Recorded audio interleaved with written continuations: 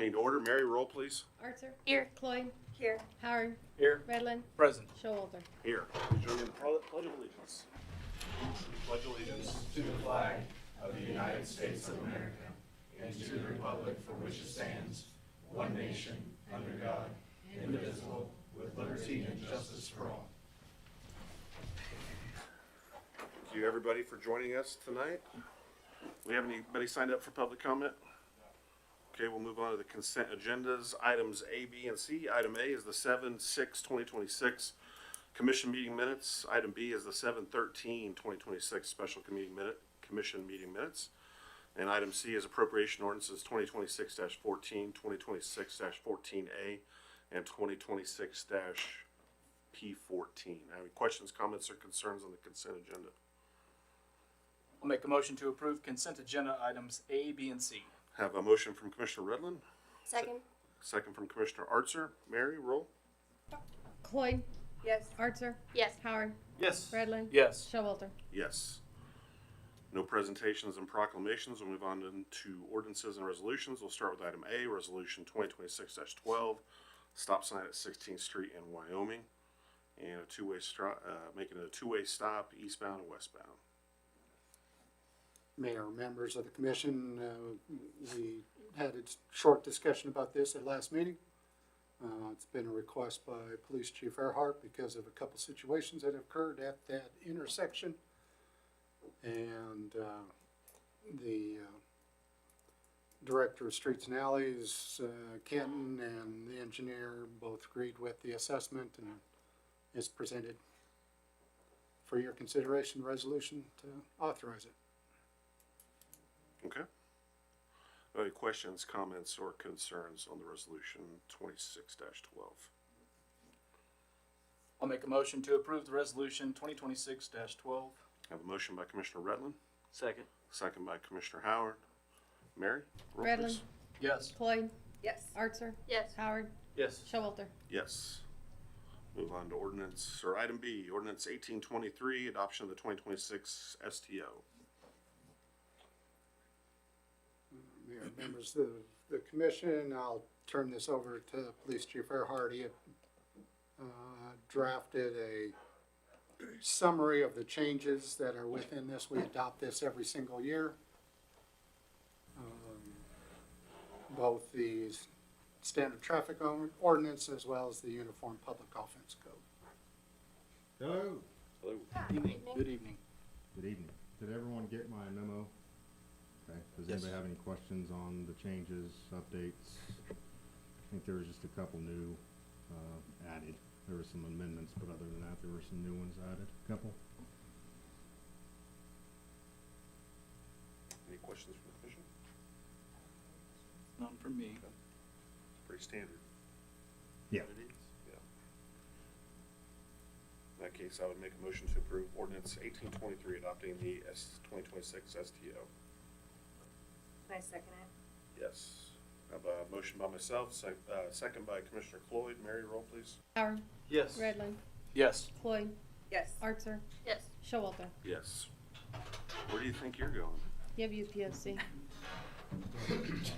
Move on to item C, ordinance 1824, the 2026 Uniform Public Offense Code. Did you read the second half of the memo that the Police Chief Earhart I was gonna provided? say, you want me to fill in for you? Have you guys had a chance to review Chief Earhart's memo on the UPC? Yes. Can you just describe for us what the changes in the domestic violence code were? I know you talked about that in your memo, but there was a change in the definition. Is that right? There was an amendment, and I thought it was just a Just a wording amendment, right? The only new major, or the big change was the unlawful approach of a first responder. But That was the 25-foot ordinance. what's that? That was the 25-foot. Yeah, Yeah. you can't get within 25 foot from a first responder, or you can, but if they tell you to get back, I gotta create it and generate a policy on that. It's gonna be a unique circumstance for us to use that, but during a barricaded suspect or some other major incident where we're trying to keep people back. But no, the domestic, I'd have to look, Mayor, I'm not positive, I believe it was just amended. Okay. I was gonna say, I thought it was just a wording change. Yes, I believe it was. Okay. We have any questions, comments, or concerns from the commissioners about ordinance 1824? No. If not, I'd make a motion to approve ordinance 1824, adopting the 2026 Uniform Public Offense Code. Second. I have a motion by myself, second by Commissioner Howard. Mary, roll.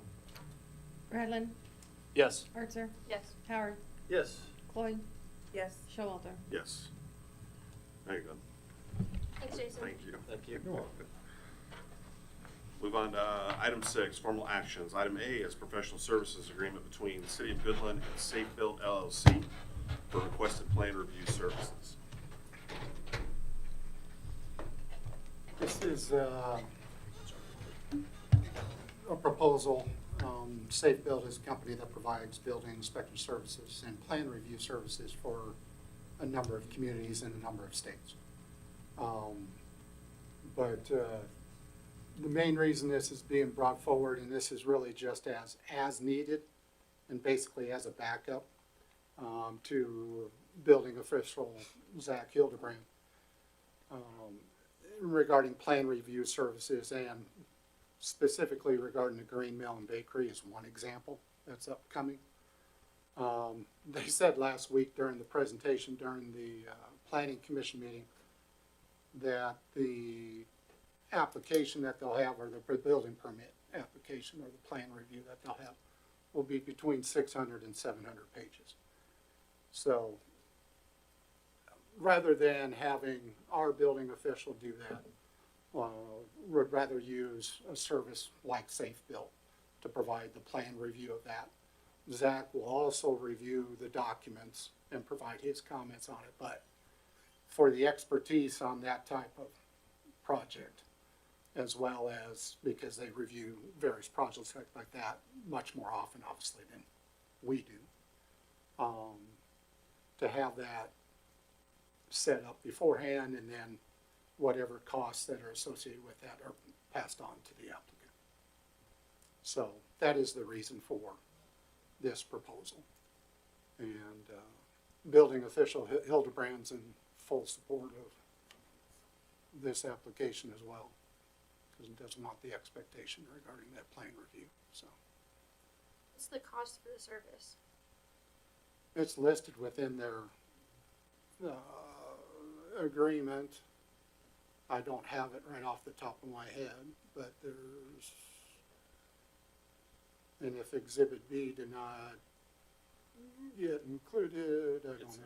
It's in there, yeah. Is that a cost that we pay upfront and then are reimbursed by the customer, or the customer pays that straight to them? The customer will be paying to us, and then we'll send it forward to the document. And it's also, we'll probably have a certain amount that we know, and then it'll depend on their actual time that it takes to do the plan review. So the customer pays us, Yes, and then we pay the service. yes. Okay, so we're really not paying for it. We're just being the hand that gives the money. As a pass-through. Yes, and whether it actually happens where we pay the service before, I don't know in what order that would occur, because I'm sure there's going to be a deposit that's required of it. But we'll have to work that out with the applicant. But the financial burden is the applicant's. Yes. Thank you. Well, it sounds to me like it's probably a good way for us to keep our civil liability down for such a large project. If we need more expertise, I think it's a good idea to bring them in. I agree with that.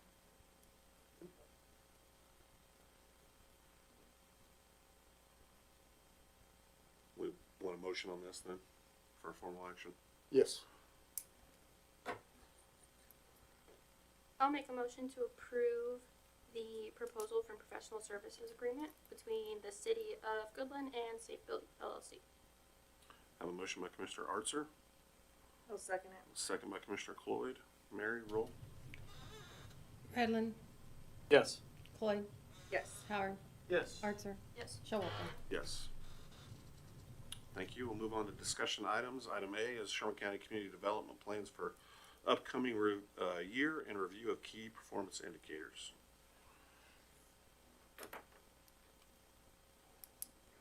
Do I have to skip like Chief Earhart did? No.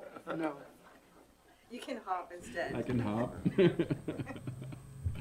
Just a little background, I guess. The Commissioner Redland requested that SCCD come and answer a couple questions, make some presentations for us. So that's kind of the basis of this today. So Sure. appreciate you coming, and we'll turn the floor over to you. Introduce yourself. Tell us Yeah. tell us where you're So from. Matt McKenzie, I am the board chair for Sherman County Community Development, and happy to be here tonight to talk about some of the successes we've had in 2025, and we can even talk a little bit about some of the wins we've already had in 2026 as well, if you're interested. So any information that I have is really not more than what you heard the last time I was here. I have our annual report with us again. I gave you all copies at the last meeting. So I thought maybe I'd just highlight a couple things that we're pretty proud of and from 2025, and then you guys can fire some questions at me, and hopefully we can get everything answered for you. So Sounds good. let me start by talking about economic development. So we helped 10 companies in 2025 either expand their businesses or establish new in the city, or in the county, I should say. So through that, a lot of that help came with partnering with Network Kansas, who provides low interest rate loans through the state and some federal dollars. And then we help facilitate the application process, and then get them connected with a local lender, because those Network Kansas loans require some local support as well.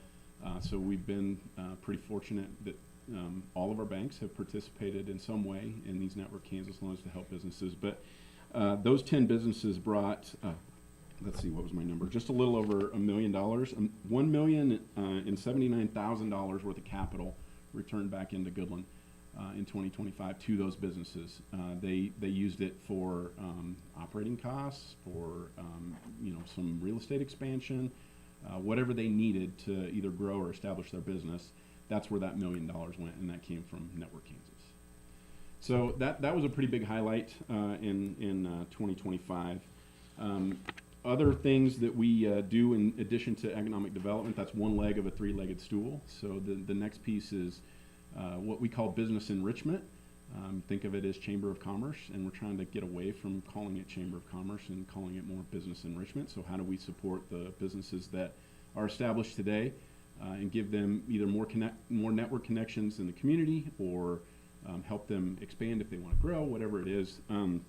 Our economic development director visited with 132 businesses in Sherman County in 2025.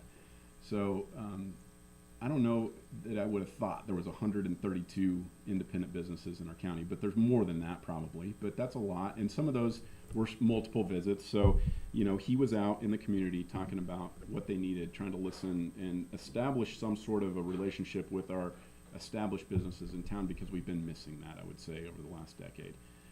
We've revitalized a business mixer. We're doing once a quarter now, where we invite all the businesses to come. Even reaching out to some of our home-based businesses that don't have brick and mortar, and we just had a get-together last week, and we had a few home-based businesses join. So there's a lot more business going on than maybe just what you would see in a storefront on Main Street. So that we're pretty proud of that from a business outreach or business enrichment standpoint. And then the last leg of our stool is travel and tourism. And so think about things like Flatlanders, and now after this weekend, the Sherman County Raceway is busy again. All those things that draw people into our communities, into this community, to come and see what we have to offer, spend a little money in our community, maybe stay overnight in our hotels, buy gas, buy food, all of those things to draw people into the community. We keep a record at the Welcome Center on how many people stopped. And just signatures in the guest book reached almost 5,000, 4,987. And the reason I know that so well is why couldn't we get 13 more signatures for 5,000, but we didn't. So that's just the folks that come inside. There are a lot of people that stop and look at the Van Gogh, or come into town and don't come in the Welcome Center or sign the book. So we had more than 5,000 people exit the interstate, come to Goodland, visit us for a while, and see what our city had to offer. I'll put sort of the mural project into travel and tourism as well, although that's probably community betterment, fits maybe in a little different category, but We started a mural project in 2025, funded 4, I think. There are 3 or 4 more getting funded in 2026. And we've now developed a map at the Welcome Center when visitors stop. It's a way to get people off of I-70 and Highway 24 and into the community and drive around, and that has been a huge hit. I have 2 buildings in town that have murals on them, and I have caught people from out of town at both murals taking pictures, and we stopped and we talked, and they're like, this is so cool, we got your map. And they showed me the map, and they're driving all around our community to see what's going on. So that's been a big pull to get tourists off of the highway and into town. So that's another big key success. Let me stop with 2025 before I go on to a couple things about 26. Questions about 2025?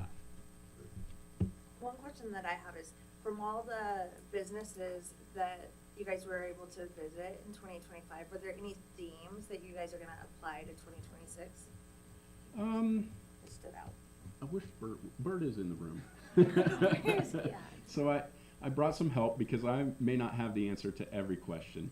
Bert, would you stand up, come up here and tell them kind of what the key themes you're hearing? Bert's the one making the actual calls, so why not hear from the man who's talking to him?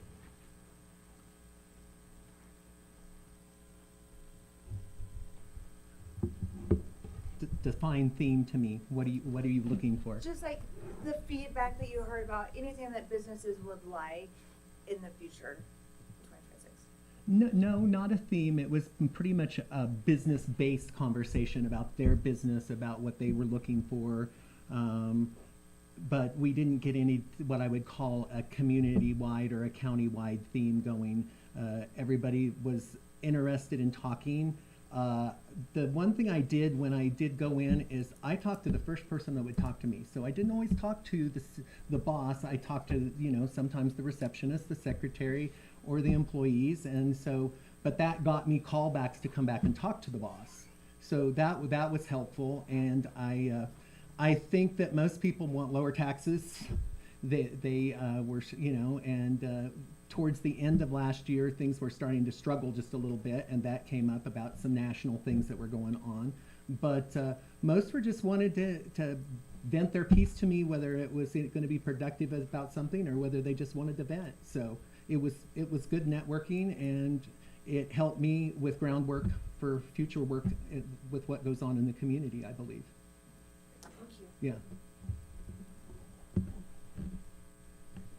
I've got a few questions. So one of the ones is yes or no, in 2025, did non-tourism businesses, business development activities like expansions, new non-retail service businesses result in more than 20 net new full-time jobs? Do you guys have any of those numbers? I don't have any of those specific numbers in front of me, but I don't think just off the top of my head, maybe, I don't know, full-time, 20 full-time, that'd be a stretch, I think. Okay.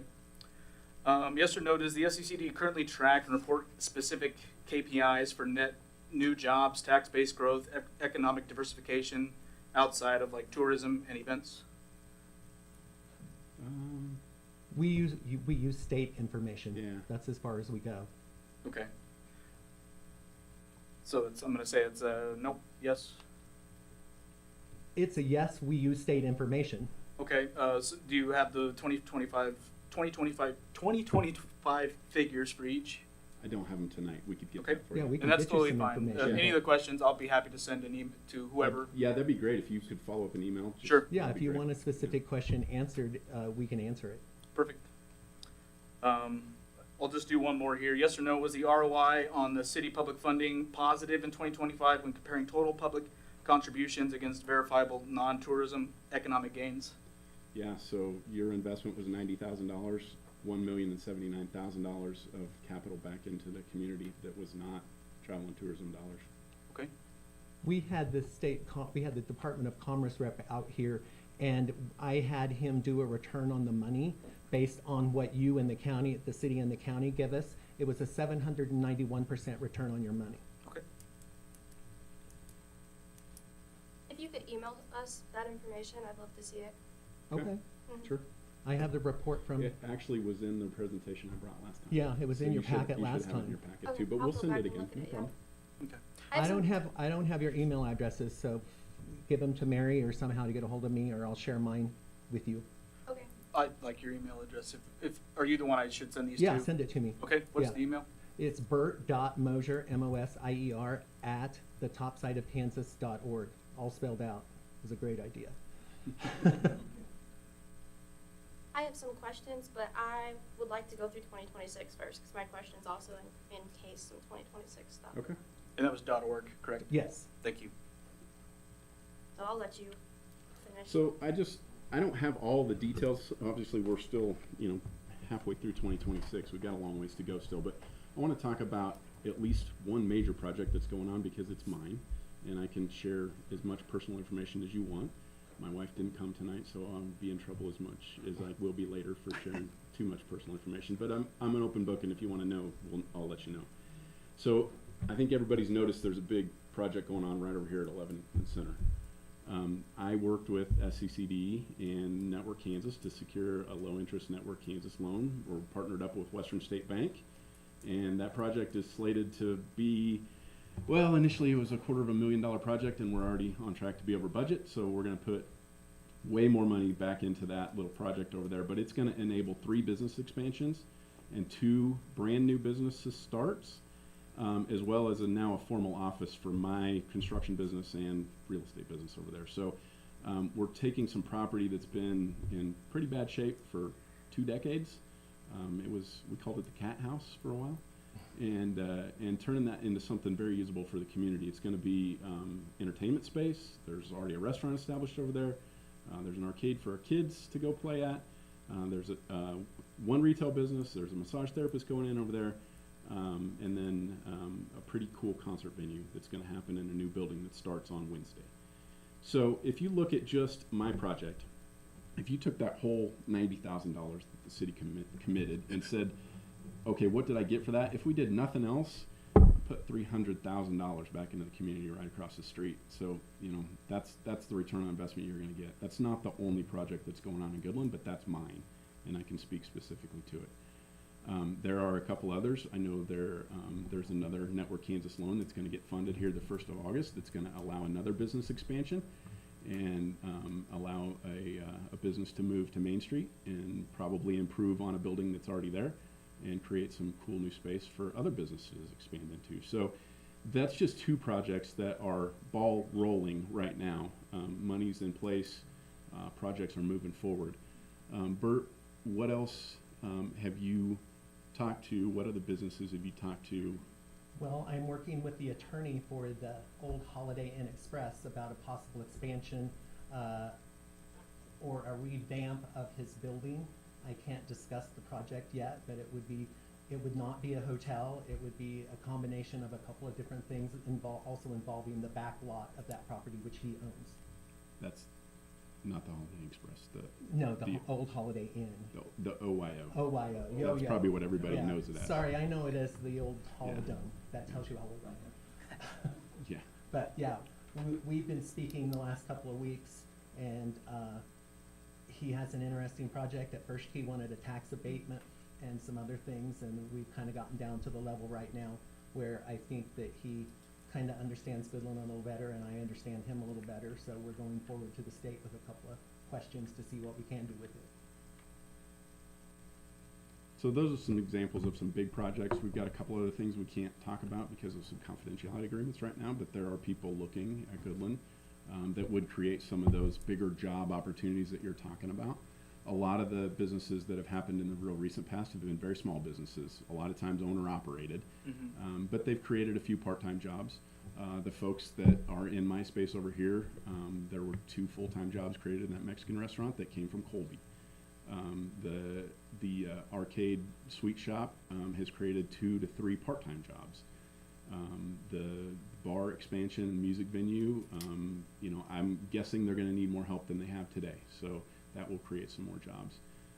The massage therapist is a 1-for-1, and then the other small retail business that's going to go in one of those places will probably create 1 full-time job and 1 part-time job. So they're not massive job increases, but it's 2 or 3 at a time times 7 to 8 businesses a year. We start getting a little momentum. That's just a general question. I know you can't be specific, but you talk about some of these meetings that you have where you know, you can't necessarily talk about them because you got confidentiality agreements. Just, can you talk in general circumstances or general terms about what kind of work goes into a meeting like that, and what, you know, if you work with a potential business that wants to come here and then they don't for whatever reason, what kind of work goes into that? Well, it depends. It's different with every business. Some businesses want more help than others. Some businesses just want the forms, they know what they're doing, they're capable of it, and they just pretty much take care of themselves. There are other businesses, I think I can say this, I'm going to.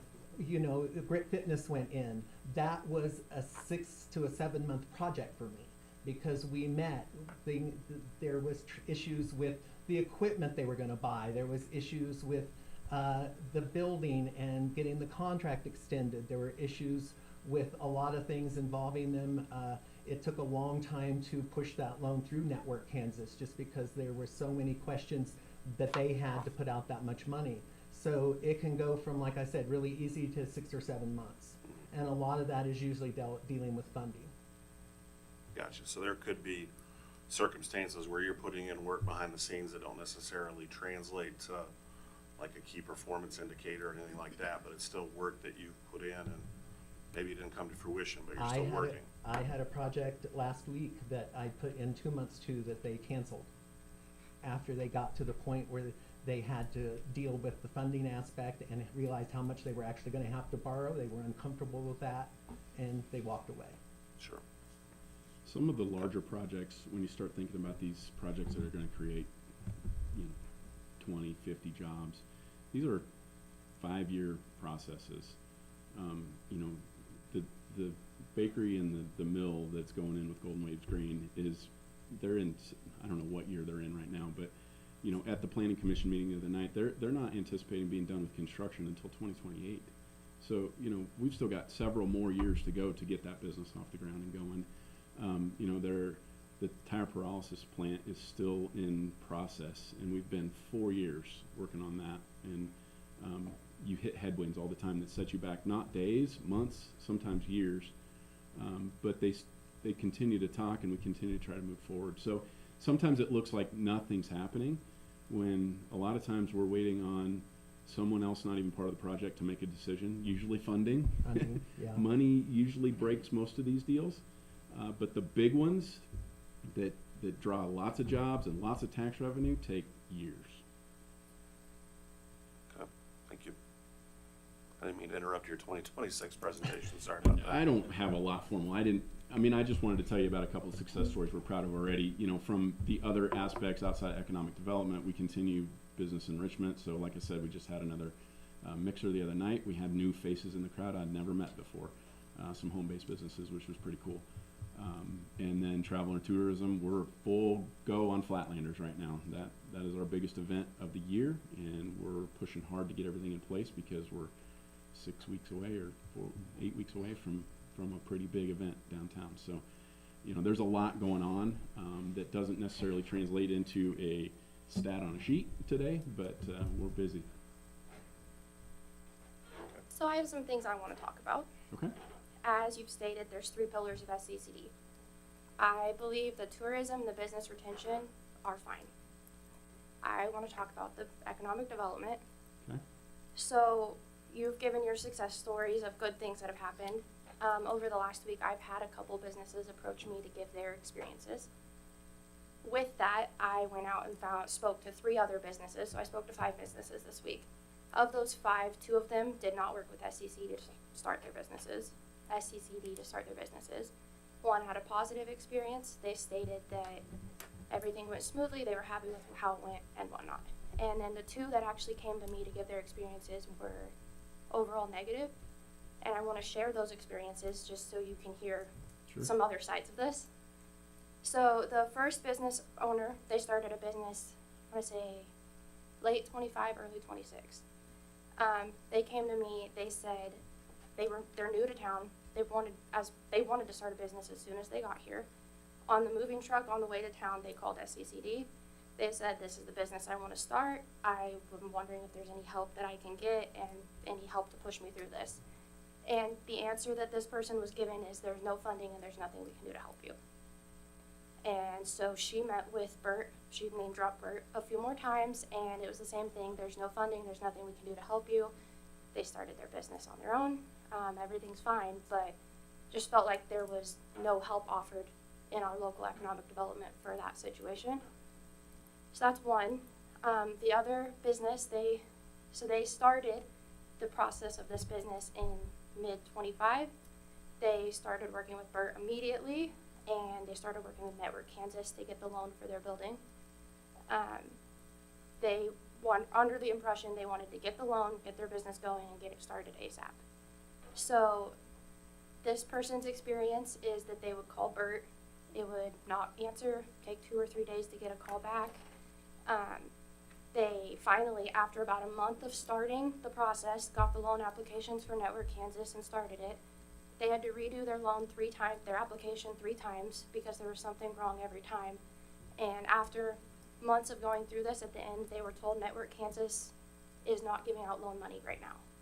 So That is not true. that is what they were told. No, and it isn't. that If they came to me, that is not true. I am not here to fight. I am giving what the community is telling me. That's what they were told. So they stopped with Network Kansas. They went and got a private loan with higher interest rate, all kinds of stuff, you know. And in this same process, they were told that, so because they needed some help getting the equipment for their business, they got some gap financing to buy the equipment, about $75,000 worth of equipment. They were told that Network Kansas would reimburse them for this equipment if they bought it with the gap financing. This business owner told me he called Bert 3 or 4 times the week before he bought it, was assured that he would be reimbursed for this. So he bought the equipment, and the day after he bought the equipment, Bert called him and said, don't do it, they're not going to pay you back for it. And the reasoning is because they didn't have any money. So this person also $75,000 down. This was late 2025. Mid-26, the business finally starts. And they said the last time that they were able to talk to Bert, they wanted to share their frustrations with how the process went, and an attitude was given, hang-ups were done, and the process was over. So I guess you're saying that you're not saying that there's no money, but I had two business owners tell me that you told them there's no money to help them. Well, what I think your people are confusing it with, in late 2025, at the beginning of 2025, we were told that the Patterson Family Foundation, which was the foundation that was gifting the grant money to this, so you could apply for a loan through Network Kansas, and after you did, they would grant you back. I'm going to take a $100,000 loan. If you got a $100,000 loan, they would grant you $16,000. So you only amortized $84,000. Okay, so we get to October, maybe the first part of November, we hear from Network Kansas that we're running out of money. We don't know how much longer this is going to go on as far as the grant side. So, okay, they said, push your loans through as fast as you can.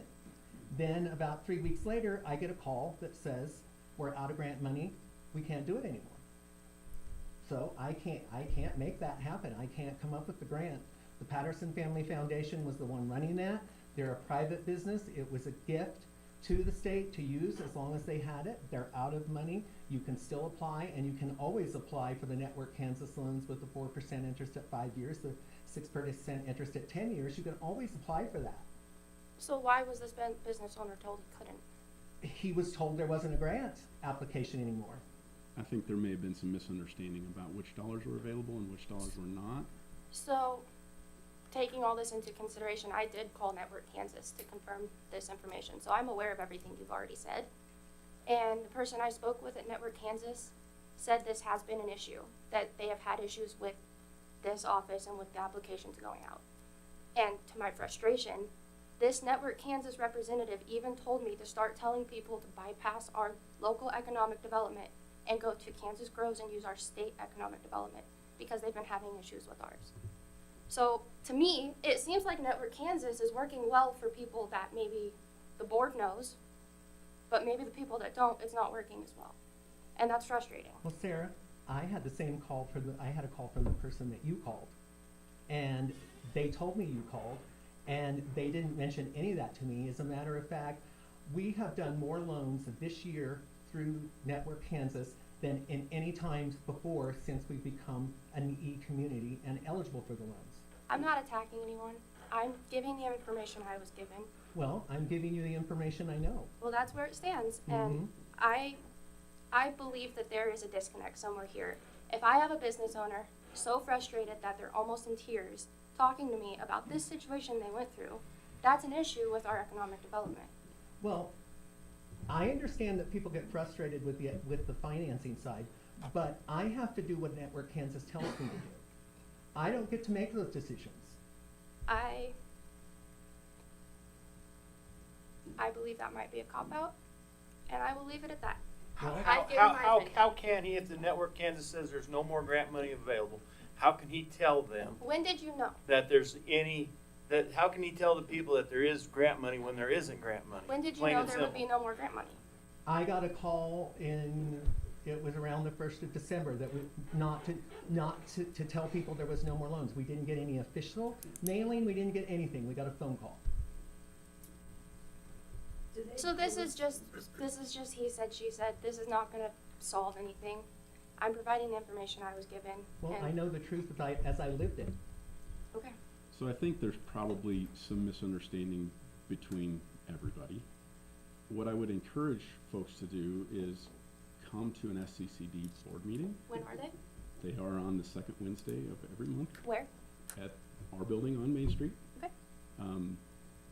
We have a board of directors, and as board chair, all the information you just gave me, Sarah, is news to me standing here tonight. So, if Network Kansas is not giving us that information, I'm a little concerned. I feel like that should have came to the SCCD board. I'm also concerned that it was told to me. Because I just called for clarification on this, and I was told that this has been an ongoing issue. And, So that's yeah, concerning. So what's concerning on my end is that's news to us as I stand here. That's an issue. With these programs, so I was just looking at the website. So let's say there's a new business coming to town. It sounds like you gave them information because it sounds like they were already aware of that program, whether there was funding or not. Would they be able to get the same information going to the website? So, like, it sounds like they were aware of Network Kansas. They Mhm. should be able to go to Network They Kansas should, yeah, they website. can go to Network Kansas, but the way that the program is lined out, we are designated as an E-community.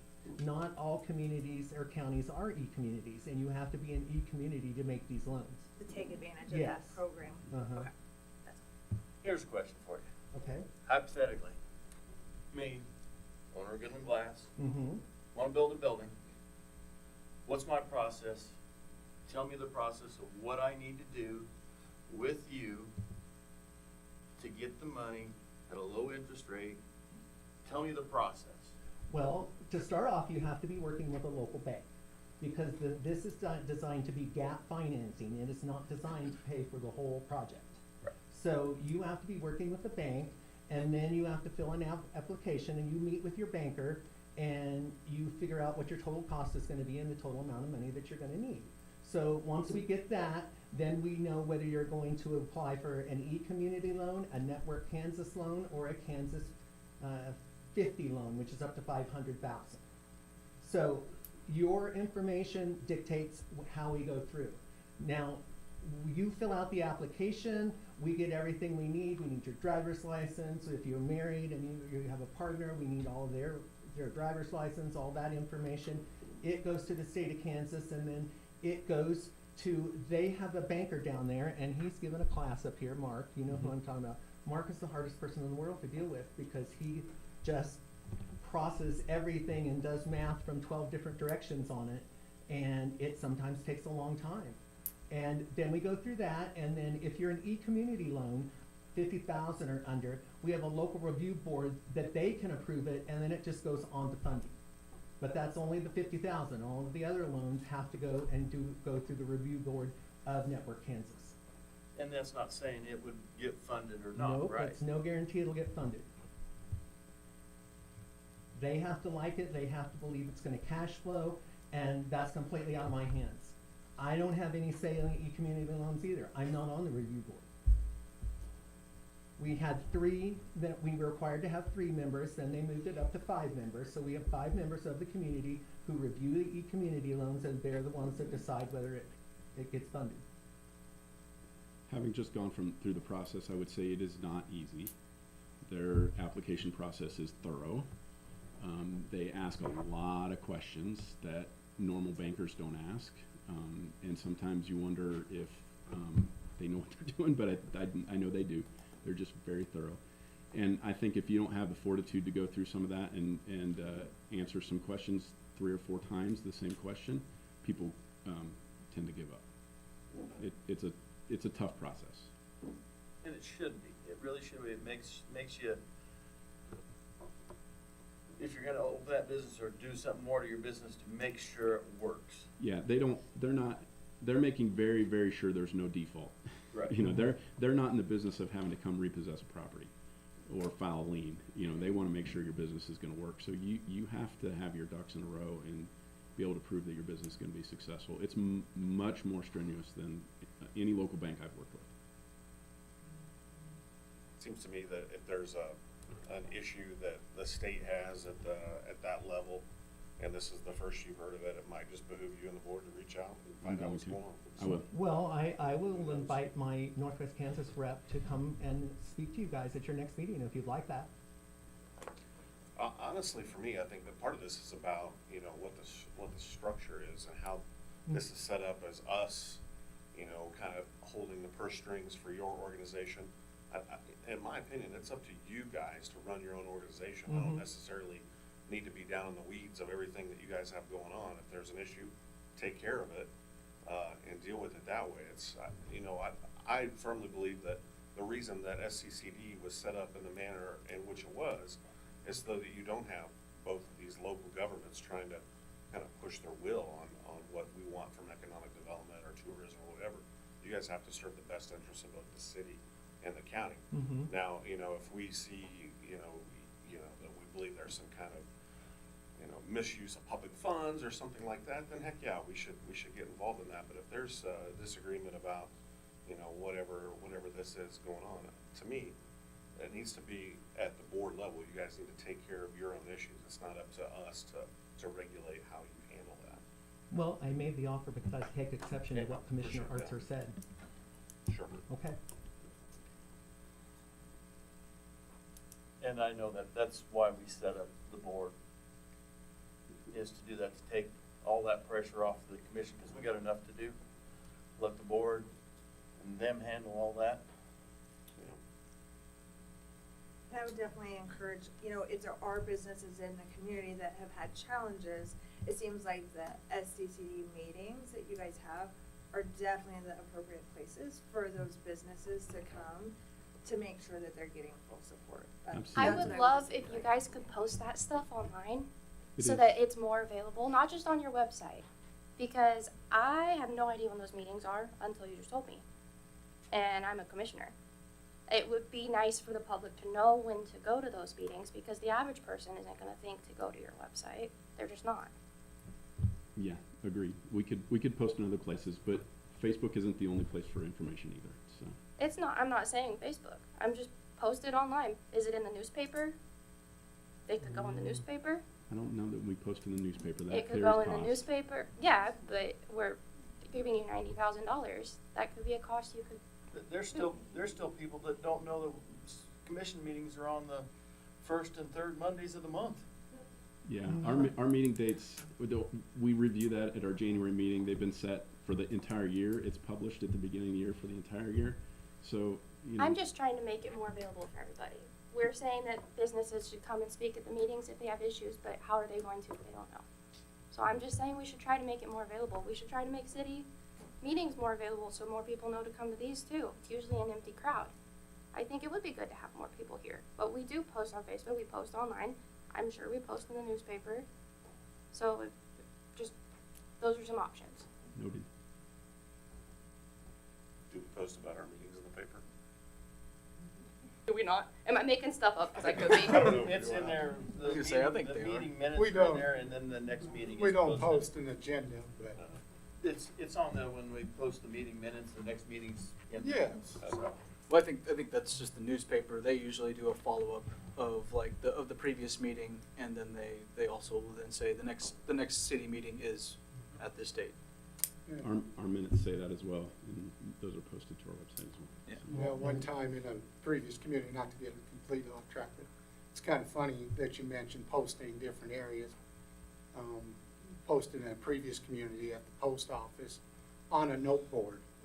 And, you know, it was the old way and the new way. You know, you did the new way with social media or whatever way to communicate with people. But that posting of a real agenda at the post office, which they are not able to do here, was where a bunch of people ended up knowing when the meeting was. So it was like, it was weird. And if it wasn't posted by a certain time, you got a phone call very quickly. If a member of the public just had a question about expenses or meeting minutes or anything like that, where can they find that All information? that's at? posted on our website, but if they, the Freedom of Information Act, if they want to, not something there that they want, they can make a request and we'll provide that, but everything's posted on the website. And how often after, or how quick after your meetings do your minutes get posted? Well, so, we meet once a month, so we have draft minutes and everybody reviews, and then, next meeting we post them, and then, or we approve them, and then they get posted sometime. I can't tell you exactly how long it takes. Because I believe in like the past I've gone on and haven't been able to see the last meeting's minutes for a while. So I was. It's possible there could be a backlog. I don't watch that part of it. So, but eventually they will make their way there. And if they're not there, just, reach out. We can provide them. So just looking at the website, so that everyone knows, the meeting schedule for 2026, it looks like the next meeting is July 22nd. Yes. Yes. So I And see it in the whole list we of. moved that one because of some conflicts. Normally it would have been 2 weeks ago, but we weren't gonna get a quorum, so we moved it. Yeah, so I see like the list of like all the 2026 dates right on there. Yes. Yep. Ask anything about Goodland businesses, I'm sure Google's gonna take you to our website with information. And another place we do it, I do the radio, I do the Good Neighbor Hour every Thursday. I talk about them on there, I talk about our programs on there, and I talk about local things going on there. So it's another way for us to communicate with people. Yeah, we do have the full hour on Thursdays on Good Neighbor Hour, so you can listen to SCCD updates there every week. Well, you guys have certainly taken some hard questions tonight. I'd like to add something, just as a general statement. Economic development is not just the job of you guys. Economic development is the job of everybody that sits up here. It's the job of the county commission. It's the job of everybody that's sitting in the audience today. We all represent our community in one way or another that either convinces businesses to come or turns them away. So I appreciate the work that you do. I think there's some things that, us, you, everybody, we can always find places to improve. Hopefully, we're all not infallible. We make mistakes sometimes. So, yeah, that's about all I have to say about that. Okay. Anybody else have any questions for SCCD? No. Patty's one of our board members. I think she has something to add. Well, I just wanted to say, as a new board member, it's been fascinating to be part of it, but also as a retired federal lender, the comments you're all making, they're true in a loan process. It might be challenging, Commissioner Howard, but it's always worth it. That money matters when it comes into our community. It turns several times. We can't, as a community, let kind of the challenges of an application keep us from doing it. Also, Commissioner Archer, one thing I struggled with as a lender was people's, they never called anybody up and told them they had bad credit, and that's the reason I didn't make them a loan. They never called anybody up and talked about what the challenges were, because there's a lot of things, and there was a lot of misunderstanding. Federal monies, the word grant would be used, and we didn't have grant funds.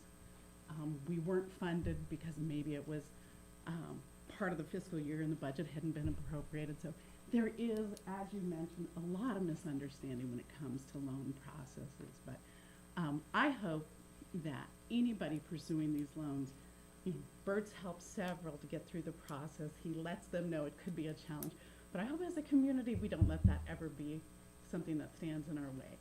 Because there are those of us who are kind of used to that federal process. You know, this isn't federal, I believe it's state, but we can work together. Part of the board is, you know, we're all there to help this. You all brought up this meeting. There's been a lot in the community this week, and I learned a lot. There's a lot of comments, and we're all talking about when our board meeting is. And I encourage some of our community members who had some comments to come to our board. Thought that was a great welcome, a great invitation, and they were very offended by that offer. So I was like, whoo, didn't know that was coming. So just the sensitivity to people, they didn't feel that was a good venue to have the conversation. I didn't realize that wasn't just a good gesture on my part. So I encourage all of us to be sensitive that we're each gonna learn. Took me 63 years to learn this, that wasn't the best offer. So for those listening and don't wanna go to that board meeting because that's not their preferred venue, I offered face-to-face, I offered phone call. Whatever a person's comfortable with, there's people with concerns and we wanna address them. So for those, you know, for the gentleman who taught me that inviting them to a board meeting was offensive, I just wanna say, if it's not a board meeting, I think every member will meet face-to-face and or a phone call. So I know I'm available, but us being together, I appreciate that the board appointed me. We're a 9-member board, fantastic talent. Your 90,000 gets 9-member board, 3 entities, and 2 full-time employees as well as part-time employees. And I'm really proud in the short time that I've served to be a part of it. So thank you for tonight. Thank you. Any other questions? None at this time. Thank you, guys. Thank you. Move on to item B, electric assisted vehicles, community survey and follow-up.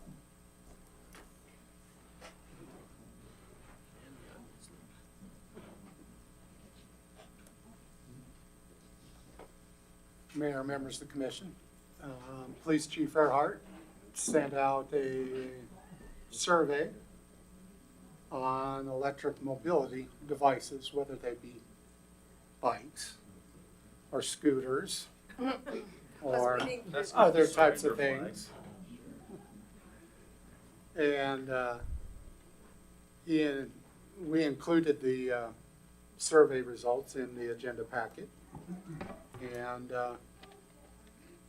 Police Chief Earhart will point out a couple particular things with that survey. I was thinking that maybe he's got a call. Can you shut the doors for us? He's leaving. I think he's got more he's bringing in. Shut the I thought doors maybe 'cause there's it's a little bike loud or out in a the scooter hallway. coming or There's an something. option, we can leave on the left. No, now you can't. Doors are closed. Doors are closed, you're done. Okay, so we did a survey. We had 433 people respond, which is really good, actually, I thought. I'll go over just real quick some of the questions. Do they pose a risk? 52% said they do. Do they believe that stricter regulations need to be in place? 63% agreed. Education required for prior to operation of said devices, 79%. That's a tough one to get to, though. The education portion of that. That's going to have to fall on parents, I think, more than anybody else. If the police department needs to enforce laws more strictly, 71% said yes. Minimum age to required to ride, 75% said yes. Age and restriction, well, basically what age, this was kind of mixed. 12 to 14-year-old was 40%, under 12 was only 4%, 15 to 17-year-old was 35%, so that was kind of a mix. Most risk for accidents is under 12 at 72%. And possess a valid driver's license to ride one, 64% said no. So, I think the survey went well. I think it was necessary for me to step back and go from there. In my hand, I have a flag, and I think this might be a option if we mandate them to put a flag on the e-bikes and scooters. This just goes into the back bolt where the wheel is, and we could go from, I know from a scooter standpoint, me and Kent was going over this earlier, that it wouldn't be horribly tall. This is from Walmart. I don't know if Walmart could get 8 foot or something different for scooters that we could do, but this is just an idea. This came from Greg Shores, actually. He told us a story about this weekend where he almost hit somebody on an e-scooter, and said, why don't we just have them put flags on them? Because I would have seen them going down the road. So I thought it was a pretty good idea. I also believe that mandatory helmets under a certain age needs to happen. And the electronic dirt bikes need to be banned. Regular gas dirt bikes are not allowed on city streets unless they have blinkers and everything else. That's just my opinion. Kent's looking at me like I... No, not any particular way. So, did everyone have a chance to think about this, or their thoughts, suggestions? I don't know if we should do anything but try something simple first, such as possibly the flag, the helmets.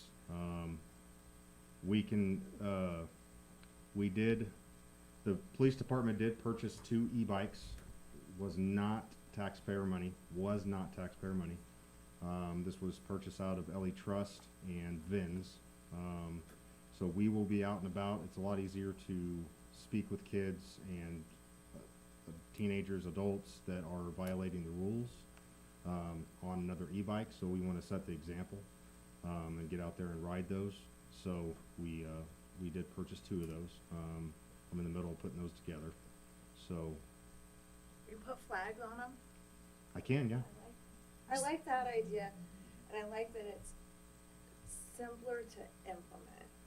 Sure. So with the Versus trying to, I mean, if you stop them and they're 12, they're not gonna have a driver's license, they're not gonna have an ID. Like, Sure. it seems like it would be a lot of hassle, time, versus something like that that could draw attention and help them stand out for drivers and vehicles. So I really like Sure. that idea. So would the flags be similar to like helmets? It would be on the responsibility of the rider to pay for it. It wouldn't be like something that Yes. was given out. Yeah, I mean, it would have to be. Yeah. If there's somebody that can't afford a flag, or a family that can, maybe they don't have an e-bike, but they have a regular scooter or whatever, I'll pay for it myself. That's not a problem. So, it's just kind of, so when I get this on the bike, we'll kind of take a look at it. I tried to find a scooter, so if any kids out there that anybody knows has a scooter, we would like to, me and Kent would like to see this on a scooter to see actually how high. I don't think this is gonna be tall enough. I think it may have to be an 8 foot. You I think have it needs a- to be taller? I have a certain 11-year-old I boy think on a that's got one of scooter, those. it needs to be taller. On an e-bike, I think it'd be fine, because if you consider it a scooter, it's gonna be all the way down here. Oh, like So this. it's not really going to stick up like. And if it's like a 6 foot tall kid, they're gonna cover that flag pretty easy Yeah, Right. on a scooter. You know, Yeah. What we were talking about was kind of the balance, making sure that it didn't Wait. walk the person riding the scooter. and I don't, yeah, What's we going talked on? about that. I don't think it will. However, some of them go 72 miles an hour, so there's that. Yeah. But, Jason, yeah. My Um, wife just said I need to volunteer, so just tell me where, so Okay. I don't get hurt. sounds good. If you need extras, maybe I can just take some flags as I watch out the window and then I can stop. And they Yeah. can be like, hey, I can you looked try for one this? today and I never did find one, so, but I don't know, I mean, decisions don't have to be made obviously right away or tonight. I guess, is there any other thoughts that you guys come up with? I like the flags and the helmets for under a certain age or Were you everyone. thinking So, 12? 12 and well- under? Or are you thinking, Because how do you monitor if a 12-year-old's a 12-year-old? Exactly. Yeah, because a 12-year-old could look like a 15-year-old, a 15-year-old could look like an 8-year-old. It's tough, but Yeah. let's say that one runs a stop sign, right, and they're 10, and we find out they're 10 because they ran that stop sign, and they don't Now have you help. know. Yeah. So that's the only true way that we're going to find that out.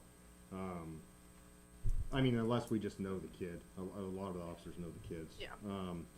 But yeah, it's difficult. But we are doing stricter regulations. Basically, it'll be a warning for the parents for the first time, and the second time is a citation. So we are going a little bit stricter with that. I don't think taking these things away is the answer. At this point, I initially kind of thought that maybe that was a way to go under a certain age, but it's going to be, first of all, very difficult for police officers to try to watch that and try to figure out how old they are. I think if we put some safety measures in place, I think it's a way better idea to start with. And as long as there's a place, like you said, either Shores or Walmart, where they can purchase them. Well, so I would have to talk to Walmart about I agree, about the 8 Or foot, a because I really don't think that this is gonna be high enough, for a scooter. So there'd be a scooter flag and a e-bike flag. This would definitely be good to go for a e-bike, I would And think. would it have to be like that, or could they fashion their own flag, homemade? It's gonna have to, we're gonna have to agree to a certain color, whether Yeah. that be red, orange. Yeah. Now, they can bling out the little stick. I don't care. I might just do that. Glow in the dark, Um, you know. Actually, it might be glow in the dark. I'm not real sure. How much did that cost? $8. Okay. Like I said, if there's somebody struggling, I'll buy it. Right. It's not a big deal. So, but I imagine if they have an e-scooter, they probably could get an $8 flag, but I don't know that. You know, it's not that we don't want the kids out in the public. We want them out there, but we want them safe. And we'd rather have them out there in the outdoors instead of sitting home, down in the basement, playing Xbox, cell phones. They're out doing something Sure. and getting exercise. Yeah, and I think the most important, and we're not trying to take away anybody's fun, but I'm also not trying to work an accident where a kid is deceased on the road. Yeah, it's like I said in the last meeting, it's a fine line between telling kids they can't be kids and waiting until a kid dies to do something about it. Yes. So, One thing we talked about, Chief, was we already have prohibition regarding certain type of things between 8th and 17th on Main Street. oh, yes, It would be simple to add these electric devices as far as on Main Street, just because of the angle parking and the backing up and the amount going of forward. It traffic? provides additional challenges to watching out for people riding these other devices. And I That think- might be an idea. Yeah, and what we talked about, we did talk about that, and I think that, I think I told you this too while we were talking about it, but, I would be in favor to say, 9 to 5 or 8 to 5, that there's no e-bikes or bicycles or scooters at all. During the business day. During the business day, going up and down Main Street. Because it is very difficult, that's where most of the accidents, I almost hit a kid on Main Street, they can't see them when they're backing out, it's angle parking, it's very difficult. Now, I'm not trying to prevent them from going to the GAC or, wherever they're going. They could take a side road and just go up in and go that way as opposed to going all the way down, but that's difficult to word as well. So, that's why we have an attorney. He's not here. It's not- 'Cause that's why I said that. I think it's probably a good idea to do what you want to do with Main Street parking, because I think I agree with you that the majority of the accidents probably would take place there. I think if we're going to weigh their options between a helmet and a flag, that's going to be a burden on no matter whoever has to purchase that. I would be in favor of adding one and then adding the other as trying to kind of stair step that up. And I would start with the helmet first before I would mess with the flag. So if we're gonna ask people to purchase two different items, maybe we just need to start with one and see what the compliance level is. I'd much rather them have a helmet than a flag. Sure. And do the stores here locally have helmets? Yes, Walmart does. Just always trying to think about like the cost and how Availability. easy- Yeah. I can Access. check with them on, Christian's awesome at Walmart, the manager, he works with us very well. I can check with him to see if I can get a donation of however many and then, you know, first come, first serve. He actually donates to the, bicycle rodeo and he provides all the helmets for free. And that's already a rule with normal bikes, right? No. Helmets, it's not? Oh, never mind. There's 100 different kinds of scooters and things. I think we're gonna play havoc trying to figure out how to connect that flag to some of the different scooters that are out there, but everybody's got a head. And we know they can wear a helmet. You put the flag on. Well, so I mean, you just put it on the back, you just put it on the back wheel where the bolt is, which is, it's already set up for that. The bikes. I think the scooters are gonna be a little bit difficult, but like I said, They might be, I we'll don't know. volunteer my sons and we'll go from there, see what we can do. Yeah, I'm not sure. I don't know enough about them, so, and that could be a problem too. I mean, me and city manager talked about that as well. Think about the ones where it's just straight, the wheels are underneath. So Oh, do we need to yeah, make good it, call. like in the larger cities where you have those lime skirts, like all of those? They're actually I have underneath seen the board? some here, All they're- those rental ones. Yeah, I think they, Where it's are just- they underneath? Is it flat? No, like the bird scooters up in the cities where you can rent them and ride them. I think they might be flat. They're flat and then Yeah. the wheels are underneath. Oh, then yeah, that would be a problem. I mean, Yeah. you'd have to zip tie it to the front of the, To the Yeah, front. that's why we need to go through some examples. Yeah, that might be a tough thing Yeah, to implement yeah. at first. so I'd say I, start with the helmet first. Just gotta make everybody under the age of 14 wear a helmet. what, Don't have a license. what, license? If the, If you don't have a driver's license, you're younger than 14. I think you should wear a helmet. Be required to wear a helmet. Okay. Here's just something that's off the top of my mind. Do we have anything that would stay for like safety glasses? It's like they don't have windshield and they can get moving pretty good. So actually, that's a very good, I never even thought about that. So, if you're on a moped or a motorcycle, you are required by state law to wear. Yep. And some of those only go 25, 30 miles an hour, so you're in the same ballpark. That's actually a good point. I have a Oh. few every once in a while. Now, let's not get carried away. So, yeah, I think, that's actually another good idea. I don't know, that's three things. I Yeah. don't, a pair of safety glasses are, can you look that up, what, $1.20? Well, You can get them well, cheap well, at Shores for like $1. They're That's what I 99 just said, cents. $1.20. Oh, sure, Like a yeah. dollar if you- twenty. I think I with bought mine tax. for I see what you're doing. $1.20. With tax. With tax, yeah. So, I mean, I don't, Until they lose it. Mayor, do you just wanna do what, Well, one it's not step at totally a up to me. time? It's up to the whole group here. Well, I mean, what's your opinion on that? I'm asking, Well, you I- brought up the last one. I don't know. Because I we know still- state law says that you have to have, in a moped or a motorcycle, if it doesn't have a windshield, you have to have safety glasses. And I just only state that because you can catch a bug in the eye and that can hurt and that could I think they're cheaper, that could be, cause you know, issues. that's like $12. Yeah, you can, I know there's some that's just regular plastic. Right. Oh, that's a 10-pack. That's a 10-pack, that's why. can it be like sunglasses? Does that count? Yes, Yeah. and regular glasses. Mhm. I thought it's like start with the helmet, maybe education on the benefits of wearing Sure. eye protection is what I would say, and what can happen if you don't have it on. Maybe it's just discretion with the parents. It was just an idea. Some reminders. It's actually, it makes more sense to me because it's state law. I mean, they're Yeah. telling 14, 15, 16-year-olds, 17, adults, you have to wear eye protection, so, I mean, it makes sense to me. Could we mirror like the moped rules for Yeah. e-bikes? Because Yeah. to me they're kind of a similar ballpark. Yeah. I mean, well, we don't want to mirror them because you have to register them. And we don't want, yeah. which I think is honestly coming. Yeah. When the state finally catches up, I believe that this is coming, because this has been a huge issue this year. There's several communities that have outright banned everything. I mean, it's a huge issue, so, and I don't wanna do that.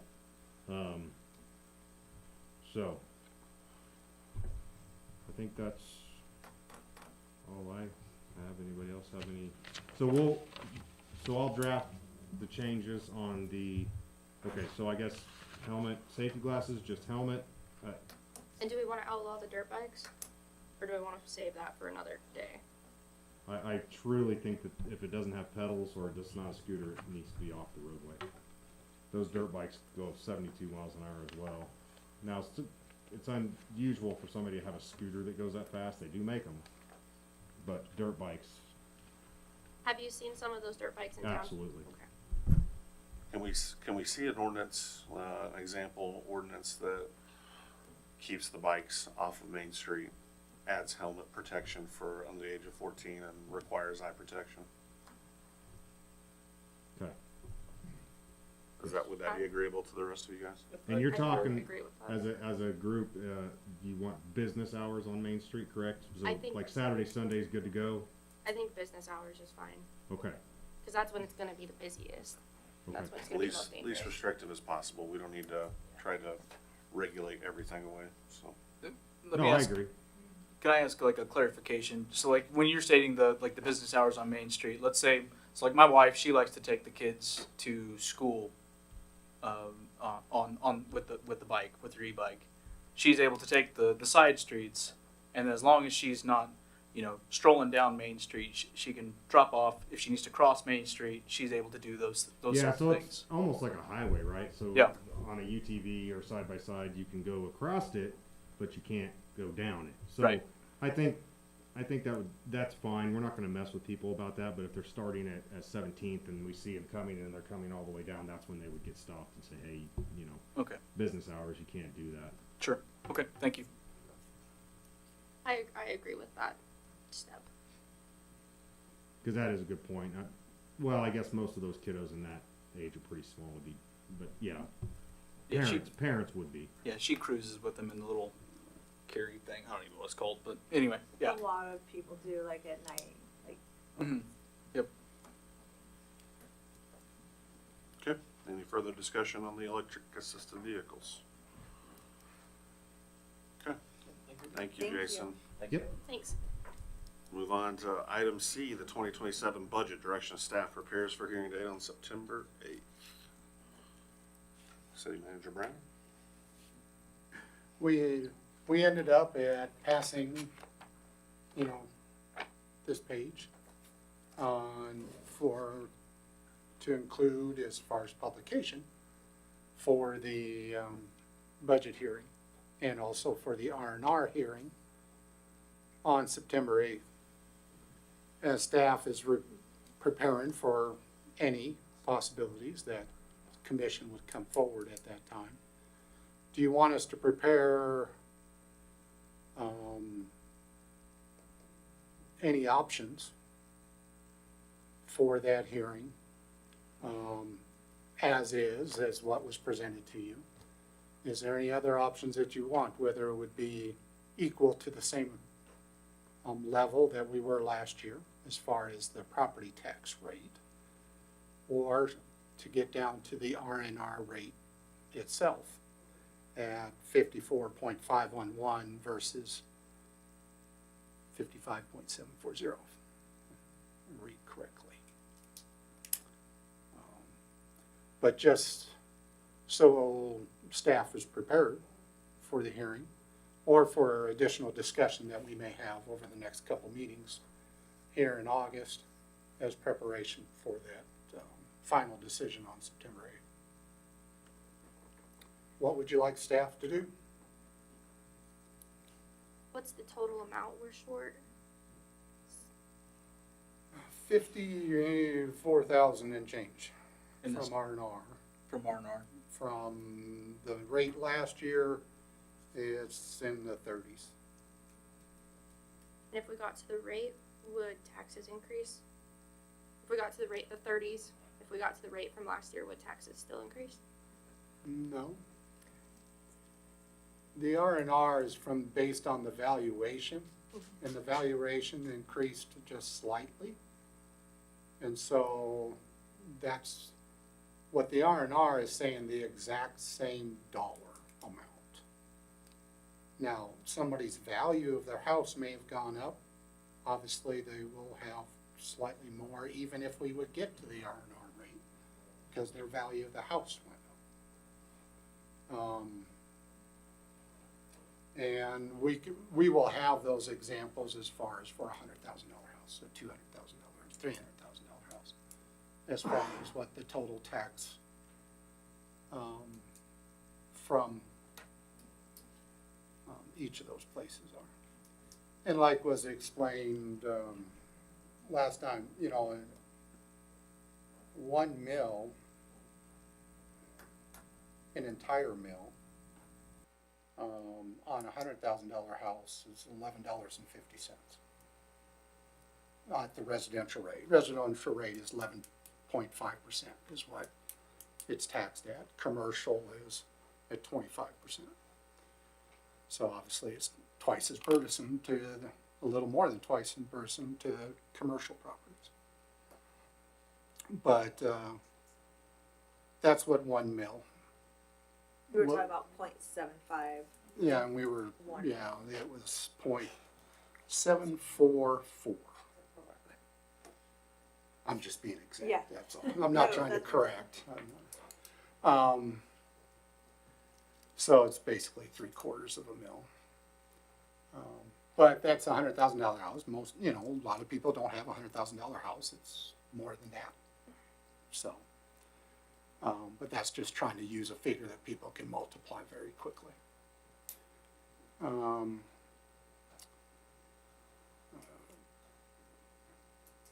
So that was what was presented to the commission, and I'm just asking for feedback. My ask would be if there's any way to get that down to provide options, that would be my preference. I would just say, like, property taxes is one of the things that I feel is really high, and that's across the state of Kansas as well. It's not just Goodland, because I've done a lot of research on that. So if there's any options that could be presented of areas that we could reduce, that would be my personal ask. So you're requesting to see options for R&R or for spending to be at what we were last year? It'd have to be R&R, right? No, it could be the 30K to get us to our spending. To what they are for this year. I think it'd be beneficial just to see like what it would take for us to get to the R&R rate, so then we can see like, and it's also because I'm assuming we're gonna have a lot of public at this meeting, so that they can also see, you know, what we would be losing, Cutting. like what we would have to cut, and I believe, as it's been stated, it's gonna be close. Like we're gonna start losing services at this rate. Maybe I'm wrong. I thought that's what we were kind of under the understanding at that point. Am I At wrong? least there's Right. options. Yeah. Right. So that everyone can understand that. So I would normally stand 10 toes down that this is not an issue. That that $30,000 it's an issue for people, but it's not like we want to raise the mill levy 5 mils.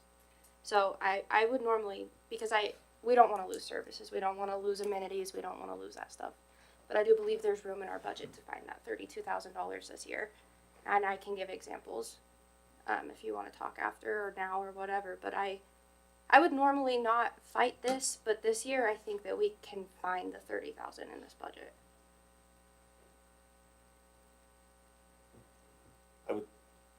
I would say that I think we do need to probably see what what your suggestions are as far as getting down to the previous year's spending. I know that there has probably been at least some conversation in the room tonight about where that money could possibly come from, and I'll just say wholeheartedly that I have heard nothing tonight that would make me feel like we need to cut money from Sherman County Community Development to try to make up that money. I do think that there could be options to get us to that point, and I think the number of taxpayers that I've had reach out to me that are concerned enough that they think we need to consider that, would be reason enough for me to say, you know, I'd like to see an option to get down to last year's spending levels.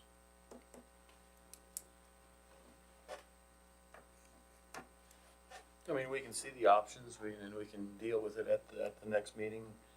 Give us some cuts, little cuts here and there. Maybe we can get down to it really close anyway. And if we want to put something back in that needs to be put back in, we can put something back in.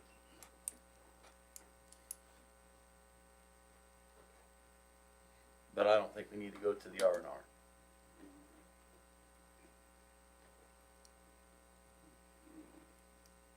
Okay, staff can put something together. It sounds a little bit like we're kind of split, either R&R or last year's spending, so. I Do think we it's, have some general direction from everybody, or do we want to see both?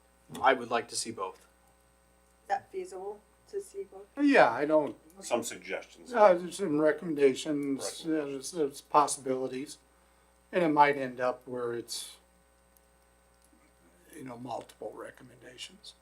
It isn't, this is where it has to be.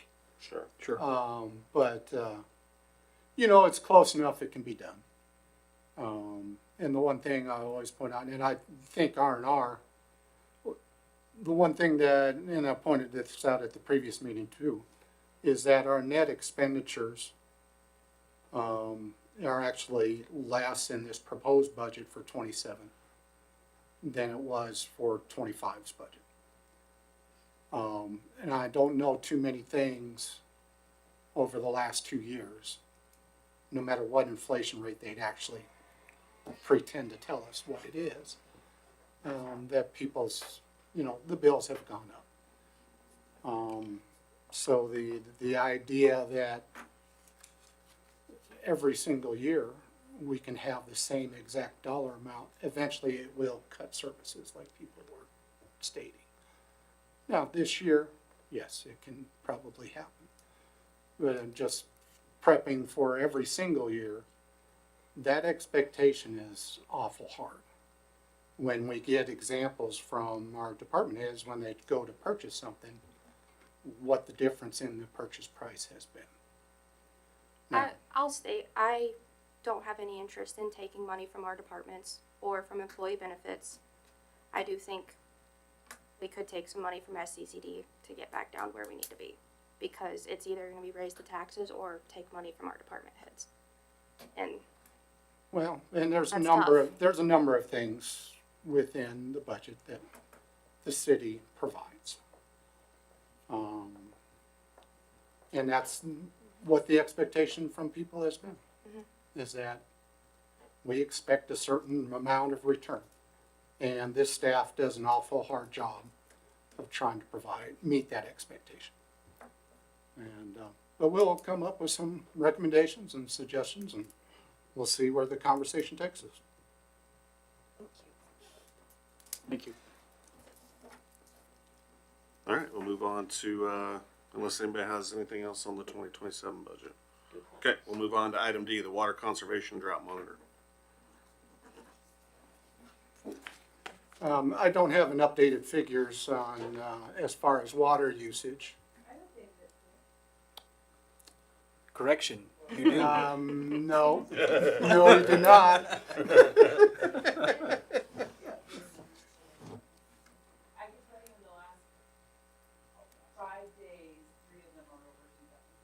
We're reaching over 2 million. I thought it would with 100-degree temperatures.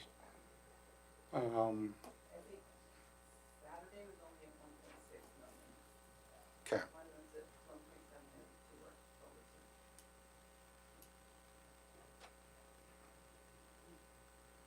Well, we're in July.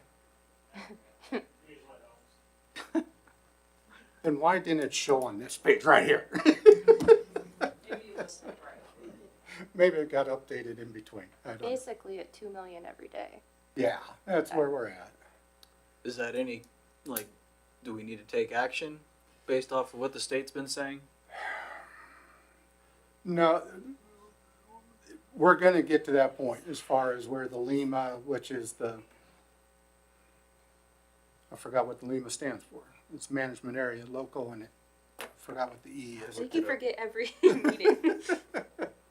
Where the groundwater management district, is setting up the Lima. And they have given information that they are going to, for all the municipalities, they're gonna start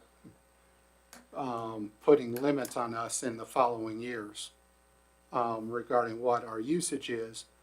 And if, you know, we're up, when it gets over 2 million gallons a day, you know, that's getting per capita, that's getting quite up there. That doesn't mean we can't produce it. We're still okay as far as our wells. I wasn't able to talk to Neil today, but wells and water treatment plant are functioning properly at this point. But what the groundwater management district, if we haven't taken any actions to encourage conservation or less usage, they may actually put us where our water rights are reduced by 15% or so, as far as our usage. So that's why this is coming up as a regular topic. And I don't, at this point, you know, we don't have anything prepared for you for any additional actions to taken. It does have stating we can be in a water watch or water warning and all that. I always find the quickest way to change someone's behavior is put a cost to it. And as far as an additional cost for high usage, as far as the usage by residential customers. So, but you're stating they'll reduce. So like if we have a well that is, right now we can pull 10 million gallons out of it, and they want to reduce it by 15. They'll take us from that 10 million that we could do every year, but this year we can only do 8.5. Not for this year, but for next year. For next year. Yeah, that's what they're discussing. They've been in the past. 5 years. It's been a 5 at the time. years. Oh, See, they've already taken action regarding, obviously, producers, and farmers, and regarding that, they've asked that to also occur with municipalities. And that's why it's coming up as a topic. They have an additional groundwater, no, Kansas Water Office is having within the next month various meetings around the state talking about issues like this. I'm going to stop talking because I'll start getting out of my depth right now and say something that's probably not correct. But Is there anything that you've seen or heard other communities in Kansas do that have helped that maybe we haven't done already? I feel like we've done a really good job at bringing it up here, educating as much as we can, but just curious if there's anything else. there are a number of things that other communities have done. Hayes is the most widely known example. And that was because their water is, you know, they've been in a court fight to gain additional water for so long. But they reduced their consumption from close to 200 gallons per person per day on a year-round basis to under 100 gallons per person per day. And they did that through, they have couple dozen programs that they have, from serious xeriscaping to offering different types of things to make them more water efficient in the home. And also an outright ban as far as watering during certain hours of the day. So they have a wide, and there's more than that. Those There's are a just lot of different programs. a lot of different programs to get that to get reduced. Other communities have done other things as well. Basically, the counties on the very west edge of Kansas, obviously we're going to have the most water consumption per person, and it's anywhere from 200 to 300 gallons per person per day. But you got to realize that's an average for the entire year. When we're over 2 million gallons for a population of 4,500, you can just do the math. We're way above closer between 400 and 500 gallons per person per day.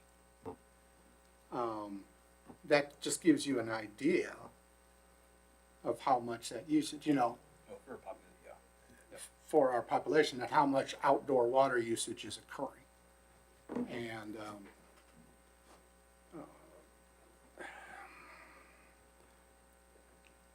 but if you, as this continues for this summer, there may be a short-term answer for us to implement that. If you would like staff to come up with some specific recommendations, we can do that for the next meeting, if you would like. Have you heard any follow-up from, I believe it was Bridget with the Playas, who came and spoke to us at the beginning of the summer? I get some information from her on a monthly basis. Is that going well? I know it's like a multiple year process that'll actually show anything, but She's having some success, she's having some challenges as well. And it's very limited number of responses. mm-hmm. But it's also been successful, and they actually take some steps. So.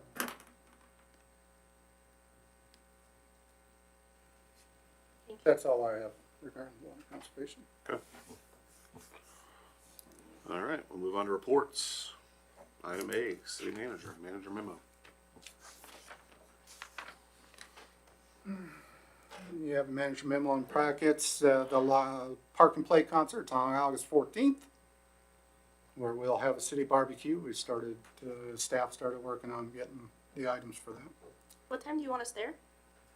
As city commissioners to help? We set up usually around 5 and start serving around 5:30, correct? I think so. Looking for assistance from any department head. I think so. I think a lot of times we're setting up around 4. Yeah. Oh. Well, yeah, you're setting up the grill and But stuff, everybody but shows up cooking at 5:30, yeah. So between You like use our 4:30, phone. That's why 5:30. Yeah, we start probably cooking at 5. Okay. Start cooking at 5. Okay.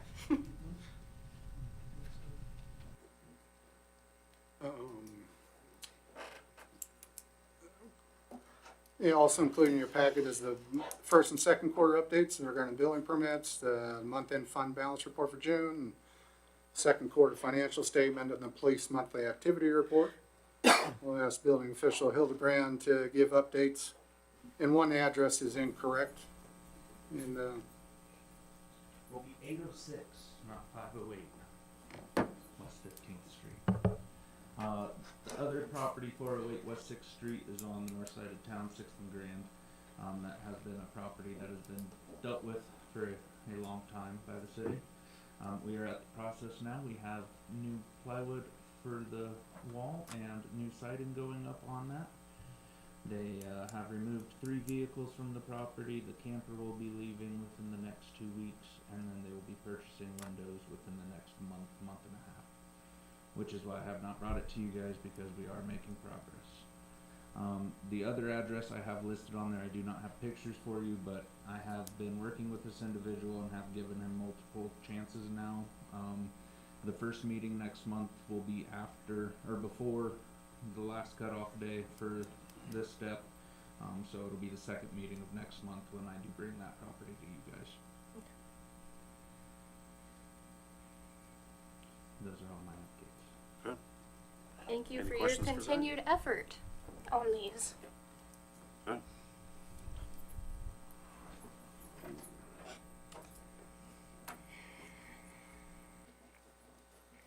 staff is continuing to work with an issue. I was contacted by one commissioner today regarding the animal control officer. We're continuing to work through that situation, and both the police chief and myself Are we ready discussing to? options. I'm sorry. Are we ready to start building the animal shelter? At all? No. Yeah, no. No. We don't. No, we don't have the funding. No. It's not even close. Let's say not even close, right? Yeah. We just started saving for that last year. So what do we do if our animal There's control can no too longer- many ifs, ands, and buts to have a good answer right now.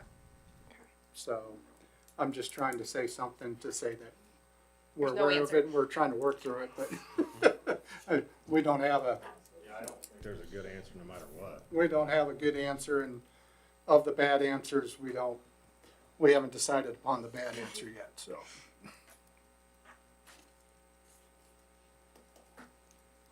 And then, that's it for now. Okay. Well, we'll move on to city commissioner reports. I'll start on my right with Commissioner Archer. I see Karen every Friday, and she asks me every Friday, so I'm asking until I have an answer. Is there an answer? Do we have a solid plan for the wayfinding sign for the library? Yes. Because she says there's a plan, but she doesn't know what it is. Okay, I will So, go speak to her in okay. person. Thank you.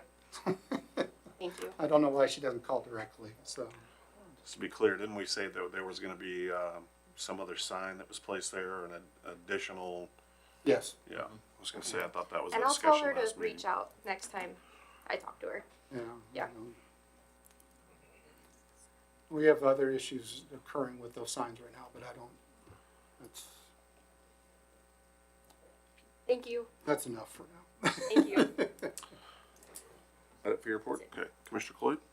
The only thing that I would say is just thank you to the police for handling the animal control calls, as something that's in place right now. So appreciate that with everything else that's on their plates. Okay. Commissioner Howard? Nothing at this time? Commissioner Redland? I also have nothing to report. And for the mayor's report, I also don't have anything to add, so I would entertain a motion to adjourn. So moved. The motion by Commissioner Redland, Second. second by Commissioner Archer. All those in favor say aye. Aye. Meeting adjourned.